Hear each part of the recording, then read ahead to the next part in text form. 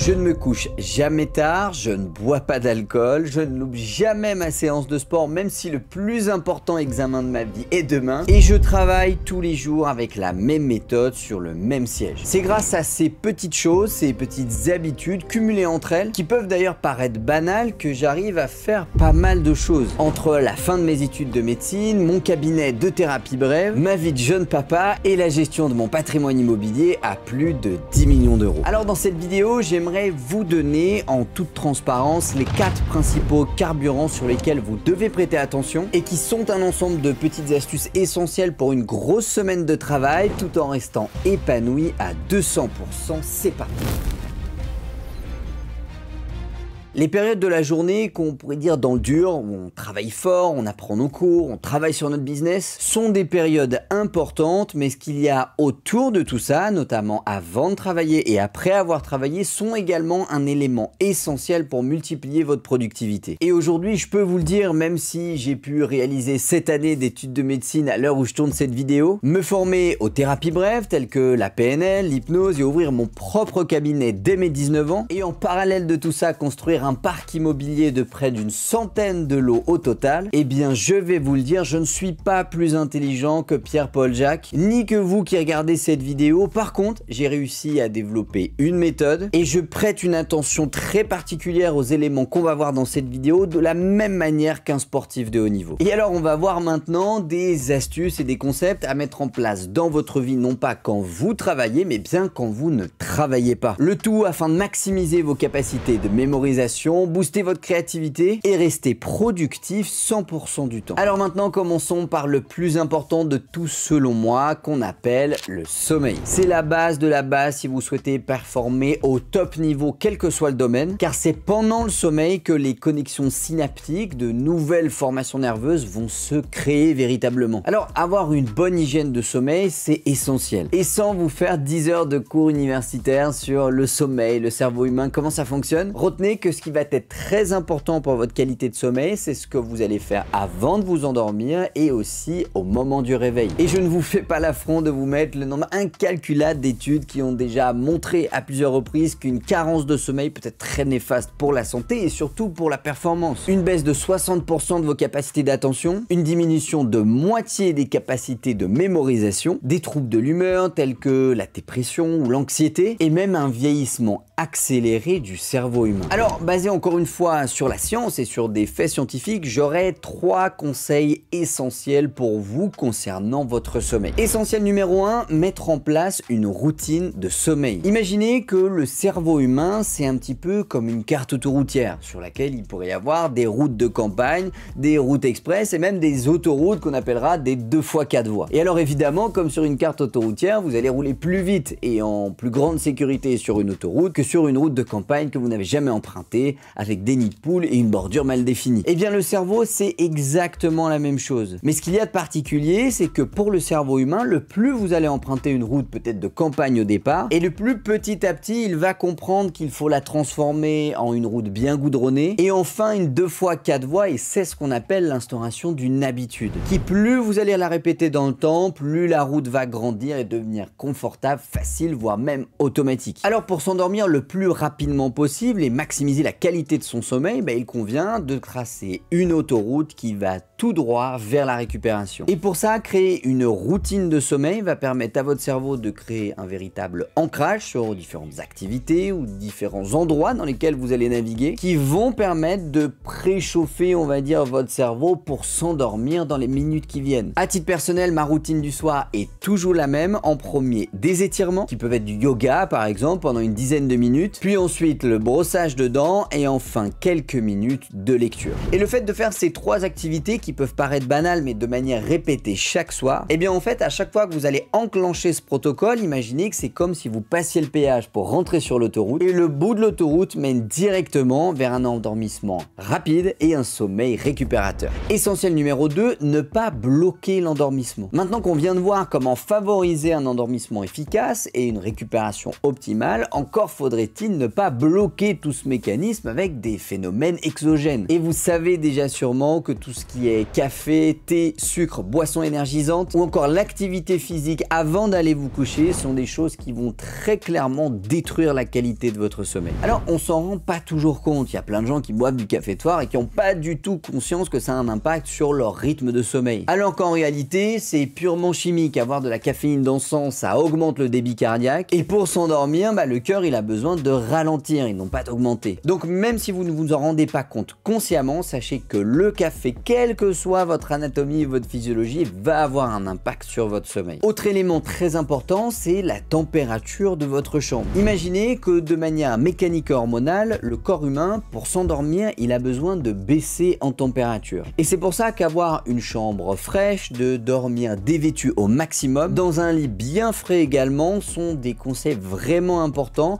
pour favoriser le phénomène naturel de l'endormissement et en tout cas ne pas le bloquer en étant emmitouflé avec des chaussettes, un sweat plaid, sous un édredon et dans une chambre où il fait 25 degrés. Et au-delà de ça, c'est la raison pour laquelle le sport est une très mauvaise idée en soirée, puisque vous allez faire monter votre température corporelle alors que pour vous endormir efficacement, vous avez besoin de la faire baisser. Un environnement froid, dormir la fenêtre ouverte, une chambre à moins de 20 degrés sont personnellement mes astuces que j'utilise pour volontairement faire baisser ma température et donc favoriser mon endormissement le plus rapidement possible. Enfin, essentiel numéro 3, dormir en cycle. La structure de votre sommeil se constitue de la manière suivante. Vous avez plusieurs stades avec le plus élevé qui est l'état de conscience normal, qui est celui que j'ai a priori en tournant cette vidéo. Puis ensuite, petit à petit, vous allez tomber dans un état de conscience modifié qu'on commence à appeler le sommeil paradoxal. C'est le sommeil du rêve, c'est celui que vous allez faire quand vous partez dans vos pensées. Il ressemble d'ailleurs un petit peu à ce qu'on pourrait appeler l'hypnose en réalité. Puis ensuite, ce sommeil paradoxal, il va tomber vers le sommeil lent profond de niveau 1, de niveau 2, de niveau 3. Et imaginez qu'au fur et à mesure de la nuit, vous descendez, vous remontez en sommeil paradoxal, vous redescendez, vous remontez. Et donc vos cycles de sommeil suivent comme ça une courbe sinusoïdale avec des hauts et des bas. Et imaginez que la distance entre la première phase d'endormissement et la fois où vous allez remonter en sommeil paradoxal forme des cycles de 90 minutes en moyenne chez tous les êtres humains. Alors vous allez me dire, ok Tim, c'est bien beau tout ça, mais à quoi ça sert? Eh bien en fait, le corps humain, pour se réveiller, il va mobiliser de l'énergie. Et plus l'énergie qu'il utilise est importante, plus ce sera difficile d'émerger. Et naturellement, si jamais vous êtes en bas de la courbe dans un sommeil le plus profond possible et vous êtes à ce moment-là réveillé par votre réveil, eh bien ce sera super dur de se réveiller et c'est typiquement ce qu'on appelle avoir la tête dans le cul.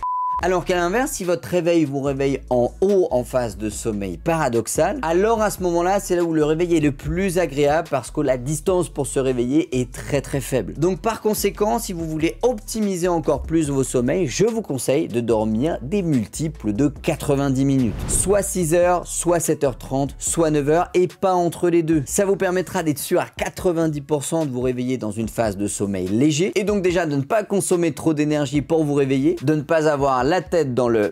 Et en plus de ça, ça apprendra à votre cerveau à caler ses cycles de manière régulière. Et comme vous l'avez compris à cette étape de la vidéo, tout ce qui est régulier pour votre cerveau est beaucoup plus agréable et beaucoup plus facile. Passons maintenant au deuxième carburant, l'activité physique. Historiquement et donc biologiquement, si on remonte aux Grecs, aux Romains, aux Égyptiens et même aux hommes de la préhistoire, l'être humain n'est tout simplement pas fait pour rester assis de manière statique sur une chaise ou un bureau. Et encore moins pour se concentrer 10 heures d'affilée sans bouger. Et il va donc avoir besoin régulièrement, que ce soit sur le plan cardiaque, sur le plan respiratoire ou même sur le champ de la gravité, de réaliser une activité physique régulière qui est nécessaire au bon fonctionnement. Et quand je dis activité physique, je parle aussi bien de votre séance de sport, d'une marche entre midi et 2 ou de la séance de yoga que vous allez faire à 16 heures pendant votre pause. Le fait de mobiliser votre corps, peu importe son intensité, va vous permettre de favoriser la sécrétion de neurotransmetteurs qui permettent la création de connexions synaptiques et donc facilite l'apprentissage, mais en plus de ça, de libérer énormément d'hormones telles que l'ocytocine, l'hormone du plaisir et du bonheur. Et vraiment pour ça, je vous invite à tester par vous-même pendant vos pauses, que ce soit celle du matin, entre midi et 2 ou celle de l'après-midi, de ne pas vous avachir sur votre canapé et regarder Netflix pendant une vingtaine de minutes, mais vraiment de sortir dehors, d'aller faire une marche dans un parc, de faire une petite séance de yoga, de vous étirer, en tout cas de mobiliser votre corps. À titre personnel, j'ai commencé commencé à le faire en première année de médecine et je vous avoue, tout le monde se foutait de ma gueule. Mais la réalité, c'est que les bienfaits, ils étaient énormes et que ça favorisait extrêmement bien ma capacité de travail et de mémorisation sur mes cours par la suite. Au-delà de ça, dans une étude menée par Roy Deal en 2013, il a été prouvé que 2 sessions de 3 minutes de vélo d'appartement juste avant une séance de mémorisation de vocabulaire par exemple permettaient d'accélérer la vitesse d'apprentissage de plus de 20%. Ce qui veut donc dire que le fait de faire une activité physique vous permettra d'apprendre plus vite. Alors je vous conseille d'avoir une activité physique régulière, non seulement pendant vos pauses de travail, mais bien sûr aussi parfois à haute intensité pendant vos séances de sport. Et en termes d'activité, je vous conseille de faire quelque chose qui vous plaît, c'est vraiment la clé de voûte pour arriver à le faire sur le long terme. Carburant numéro 3, l'environnement. Directement relié à vos capacités, à un instant T de travail, les lieux et les personnes que vous fréquentez ont chaque jour une influence considérable sur votre mental, sur vos idées reçues, sur vos croyances, sur vos goûts, vos choix, vos projets, votre ambition. Dites-vous que la plupart du temps, vos projets, si vous ne faites pas attention, seront très souvent celui de quelqu'un d'autre. Et les personnes qui vont travailler avec vous, étudier avec vous, participer à votre business, ont une influence considérable sur votre réussite, et ce à cause d'un phénomène complètement inconscient et aujourd'hui très décrit dans la littérature scientifique qu'on appelle les neurones miroirs. C'est une fonction neurologique du cerveau humain qui fait que quand vous allez fréquenter quelqu'un, même si vous n'avez pas envie de lui ressembler, eh bien naturellement votre cerveau va se synchroniser avec le sien. C'est bien pour ça que même si vous êtes quelqu'un d'ultra déterminé et d'ultra motivé, mais que vous êtes en coloc avec un mec qui lui est déprimé et démotivé, eh bien au bout d'un moment, sachez que ça aura une influence sur vous et que ça vous poussera à avoir le même comportement. Et c'est la raison pour laquelle on a tendance à fréquenter des gens qui nous ressemblent. Et en réalité, c'est plus parce que plusieurs cerveaux qui se fréquentent tous les jours vont avoir tendance à se synchroniser sur les mêmes valeurs, les mêmes peurs, les mêmes envies, les mêmes appétences. Et je vais vous le dire, j'ai déjà eu la prétention de dire que j'étais au-dessus de tout ça, que moi rien ne pouvait m'atteindre. Mais les amis, tout ça c'est complètement faux. Les neurones miroirs sont actifs en permanence, vous n'en avez même pas conscience. Et la seule chose que vous puissiez faire pour les maîtriser, c'est de sélectionner soigneusement votre environnement. Au-delà des personnes, le lieu dans lequel vous allez étudier ou travailler sur votre business est également un aspect essentiel qui peut favoriser votre cerveau concentré ou favoriser votre cerveau distrait et donc baisser énormément votre niveau de productivité. La concentration, par définition, ça signifie la convergence de toute votre énergie psychique sur un seul sens, qui peut être la vue ou l'audition en fonction de l'activité que vous êtes en train de faire. Et donc avoir un environnement de travail qui favorise la concentration, c'est vraiment la clé pour augmenter votre productivité. Par exemple, si dans votre espace de travail, il y a du bruit, il y a des gens qui se lèvent pour aller aux toilettes, il y a beaucoup de couleurs, la lumière qui vous fait mal aux yeux, ou tout un tas de stylos ou de fluos partout qui peuvent être des points d'entrée pour aller jouer un petit peu avec, les trifouiller, les mettre dans votre bouche, et bien tout ça, sans même vous en rendre compte, ça va complètement détruire votre productivité. En plus de cette information, sachez que le cerveau humain, c'est un peu comme un moteur diesel, il a besoin d'un temps de préchauffage, qui est encore une fois une variable qui a été longuement étudiée scientifiquement et qui est évaluée à environ 20 minutes pour la moyenne de tous les individus sur Terre. Ça veut donc dire que quand vous vous mettez à travailler sur votre business, vous avez besoin de 20 minutes de concentration volontaire pour commencer à rentrer dans un vrai mécanisme où la machine est chaude et où ça fonctionne bien. Mais donc du coup, si toutes les 10 minutes, il y a votre collègue qui se lève pour aller pisser, que vous tripotez votre fluo parce que vous le trouvez super beau, ou que vous recevez une notification sur votre téléphone et que vous ne pouvez pas vous empêcher de regarder, eh bien en fait en permanence, vous allez préchauffer, refroidir, préchauffer, refroidir votre cerveau. Exactement comme si vous allumiez et que vous éteigniez une voiture diesel à la longue toutes les 10 minutes sur une journée. Et cet environnement, qu'il soit au niveau des personnes ou physique, c'est clairement pour moi un des aspects les plus sous-estimés de la plupart des étudiants qui ont pour une grande partie parfois l'impression de passer 10 heures par jour à la bibliothèque mais n'avoir été efficace que quelques heures seulement. Quatrième et dernier carburant de cette vidéo, l'état d'esprit. Si en vous levant le matin, vous avez déjà une petite voix dans votre tête qui vous dit mais non, tu vas pas y arriver, t'es trop nul, t'es trop grand, t'es trop petit, trop gros, pas assez intelligent, pas assez doué, et ben en réalité, c'est déjà perdu. Je suis personnellement un grand partisan de ce qu'on appelle la loi de l'attraction, largement décrite dans divers bouquins et par de grandes personnalités telles que Oprah Winfrey, Dwayne Johnson ou encore LeBron James qui sont des énormes adorateurs de cette loi qui indique que ce que vous pensez dans votre esprit va va se réaliser puisque ça augmente les chances qu'au final ça arrive dans votre vie. Donc si vous pensez que vous allez devenir le plus grand basketteur de tous les temps, eh bien statistiquement il y a beaucoup plus de chances pour que ça arrive. À l'inverse, si vous pensez que vous êtes une merde et que vous êtes l'étudiant le plus lamentable de toute votre promotion, eh bien navré le mot de dire, mais il y a de grandes chances que ça arrive aussi. Et arriver à maîtriser son mental, à travailler sur sa psychologie, sur son développement personnel, ça a vraiment été pour moi un game changer depuis le tout début de mes études supérieures. Le fait d'être tout simplement orienté vers du positif, vers la réussite et avoir la croyance forte que dans tous les cas ça va marcher, c'est vraiment ce qui va maximiser les chances que ça arrive dans la vraie vie. Maintenant, de manière un petit peu plus précise, j'aurai 3 essentiels pour vous qui vont vous permettre d'aligner non seulement le fonctionnement de votre cerveau, mais en plus la manière dont vous l'utilisez, la machine et le mode d'emploi. Essentiel numéro 1, apprenez en fonction de vous. Si quelqu'un à la fac vous dit que pour apprendre il faut surligner ses cours, c'est une énorme connerie. Si quelqu'un vous dit qu'à la fac que pour apprendre il faut aller en cours et écouter le professeur sans prendre de notes, c'est une énorme connerie également. Et en réalité, tout le monde a tort et tout le monde a raison. Pourquoi? Parce qu'il existe énormément de méthodes différentes qui vont être adaptées pour certains et pas pour d'autres. Et alors, contrairement à la croyance populaire très répandue chez les étudiants, c'est pas du hasard. Et c'est pas la roulette russe en se disant bah tiens, je vais surligner me polycopier, peut-être que ça marchera et que ça m'aidera à apprendre. Non, absolument pas. Chaque être humain est drivé par ses 5 sens, à savoir le visuel, l'auditif, le kinesthésique, c'est-à-dire le ressenti et les émotions, et plus accessoirement l'olfactif et le gustatif. Et sachez que dans ces 5 sens, vous qui regardez cette vidéo avez forcément une dominante. C'est-à-dire qu'on a tous dans notre cerveau, neurologiquement, un sens qui est plus développé que les autres. Un sens sur lequel on se base en général, qu'on utilise dans nos joutes verbales, et qui est un petit peu celui sur lequel on s'appuiera le plus dans un moment de difficulté ou de stress. Et sachez que 80% de la population est soit visuelle, soit auditif. Mais si votre canal de communication principale est la sphère visuelle, alors aller en cours et écouter le professeur n'a aucune espèce d'intérêt. Puisque dans tous les cas, c'est bien en regardant et en mémorisant de manière visuelle que vous allez apprendre. En revanche, surligner vos cours avec des couleurs, faire des schémas ou des mind maps ou prendre des photos pour avoir un aspect visuel de ce que vous êtes à apprendre, ça c'est ultra pertinent pour vous. A l'inverse, si vous êtes plutôt quelqu'un qu'on décrira d'auditif, alors aller en cours et écouter le professeur sans prendre de notes est vraiment ce qui va vous aider. Vous allez vous rappeler de ses petites histoires, de son intonation, voire même du timbre de sa voix. Ou pourquoi pas le fait d'être chez vous et de répéter à voix haute vos cours, tout ça va vous aider énormément à mémoriser de manière 2 fois plus efficace. Alors je vous invite vraiment à réfléchir à la question quel est votre canal sensoriel principal et en fonction de celui-ci d'apprendre avec ce pourquoi vous êtes fait. Et on n'est pas tous faits pour faire du visuel comme on n'est pas tous faits pour faire de l'auditif. Essentiel numéro 2, segmentez votre travail. Si je vous donne le défi d'apprendre 150 leçons de médecine en 2 mois, vous allez me dire ah putain Tim, impossible, j'y arriverai jamais. Par contre, si je vous dis d'apprendre une leçon de médecine le matin et 2 leçons de médecine l'après-midi, du lundi au samedi pendant 6 semaines au total, déjà ça vous paraît beaucoup plus atteignable. Et ben en réalité, c'est exactement la même chose. Sauf que le cerveau humain n'a pas la capacité naturelle et automatique de découper un gros morceau en plusieurs étapes successives pour l'atteindre. Et c'est ce qu'on appelle la technique du top-down, qui consiste à partir d'un gros morceau, qui peut être de gravir l'Everest ou d'apprendre 150 leçons de médecine, et de le découper en plusieurs étapes successives, qui pourraient être un peu les balises de votre randonnée, et qui vont vous permettre d'avoir un ensemble de petites victoires qui, ensemble, vont donner une grande victoire. Alors à partir de maintenant, à chaque fois que vous avez un challenge qui vous fait un peu peur, qui vous effraie ou qui vous paraît inatteignable, prenez une feuille, notez-le dessus et essayez de le découper en plusieurs étapes successives qui, mises bout à bout un petit peu tous les jours, vont vous permettre d'atteindre votre objectif final. Et enfin, essentiel numéro 3,